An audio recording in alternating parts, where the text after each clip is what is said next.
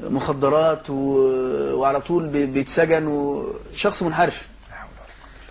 فقلت له المولود ده ثمرة، عشان تجني انت الثمرة دي صلاح الابناء من صلاح الاباء. نعم. انت عشان تجني الثمرة دي لازم اول شيء لازم يكون طعامك حلال، لان كل لحم نبت من حرام فالنار اولى به.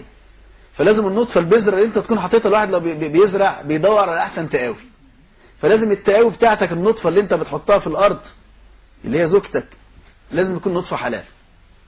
والارض لازم تكون ارض صالحه، لازم تكون ام صالحه، لازم تربي. وانت ما شاء الله عليكي بتقولي انت منتقبه وانسانه ملتزمه، يبقى جزاكم الله خير. طيب يبقى لازم الموالاه، لازم الموالاه.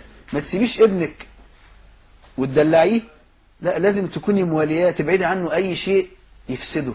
ودايما البيت يكون مفرخه قرآن وسنه. نعم. يكون بيتغذوا قرآن وسنه، لو بيتغذوا قرآن وسنه مش تمثيليات وافلام واغاني هيبقوا احسن ناس. بارك الله فيك شيخ سامي. واحب اذكر الست ام كريم بقول الله تبارك وتعالى: بسم الله الرحمن الرحيم: ومن عمل صالحا من ذكر وانثى وهو مؤمن فلنحيينه حياة طيبة. فالحياة الطيبة ثمرة للإيمان الحقيقي. فإذا ما عدنا إلى الله عز وجل والتزمنا بدواء الاستغفار فإن الله عز وجل سيصلح حالنا وييسر أمورنا. شيخ سامي، نحب ان احنا كنا وقفنا مع الخاتم لبعض المصورين اللي بيصنعوا. طبعا الخواتم دي تسبب اذى شديد. نعم. لان هي بص، حتى لو اتعملت بنية الحفظ، حتى لان ما فيش الحفظ فالله خير حافظا وارحم. يعني مش لازم تكون سحر عشان يأذي، ممكن اعمل حاجه هو ده لجلب عشان نفع. يحفظه. ما هو احنا قلنا السحر 3 أصناف. اما لجلب الخير، ما فيش سحر بيجيب خير. تمام. او لدفع الضر، وما فيش سحر ما فيش سحر بيدفع ضر. او لضر، ان شخص يضر انسان، ودي هنفرد لها حلقات عمالين نتكلم عن انواع السحر والناس بتأذي الناس ازاي. وانت لا تتخيل بقى، تشوف بقى، لا تتخيل الناس بتأذي الناس ازاي، وجوه قلوبهم اشد من عداوة الشيطان لآدم. احنا نحب برضه نلفت نظر الساده المشاهدين ان احنا يعني تبنينا هذا الامر بشيء ان شاء الله نحسبه يعني من الصدق واليقين، وان احنا سنفتت ونفصص قضيه السحر هذه بالتفصيل بطريقه ان شاء الله علميه وشرعيه باذن الله لم يسبق اليها. ولذلك نطمئنكم على اننا سنمسك موضوع السحر او المس والحسد وطرق العلاج ايضا واحده واحده من خلال القرآن الكريم والسنه المطهره دون اي بدع او اي شبهه، بحيث ان احنا نضع الامه كلها امام طرق العلاج الصحيحه لنقيم عليهم الحجه ولا يبقى لاحد حجه امام الله تبارك وتعالى.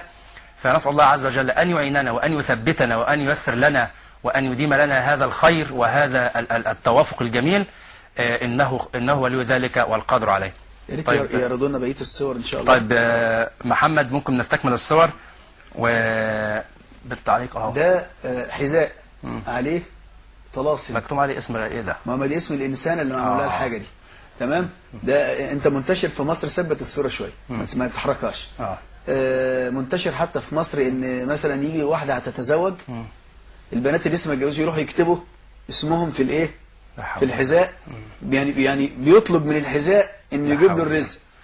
تخيل ان هو بقى عبد للحذاء والعياذ بالله. واحيانا في ناس بتسحر الناس، يجيب له مثلا جزمه يكون حاطط فيها شيء من الاحجبه او من الطلاسم، وفي ناس بتكتب حاجات على الايه، الحاجه دي هو السحر يقول لها اعملي كذا كذا كذا والبسيه وخليه معاكي عشان تشوف الصوره اللي بعد كده.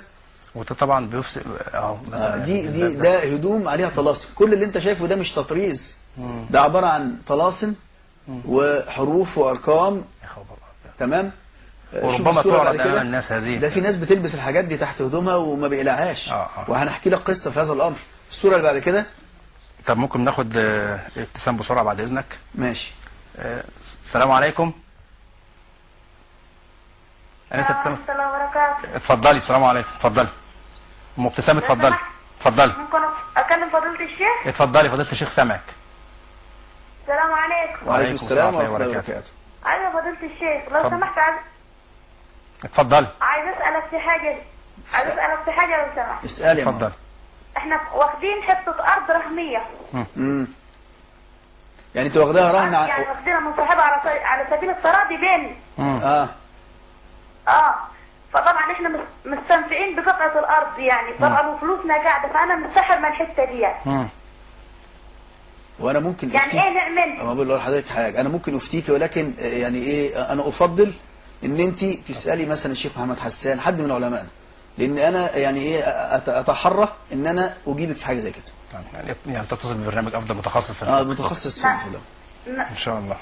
يعني حضرتك من الممكن ان تتصلي ببرنامج متخصص في القضايا الفقهيه والفتاوى، بحيث ان احنا متناولين موضوع اخر عشان الدنيا ما تتلخبطش معانا. جزاك الله خير على الاتصال، بارك الله فيك.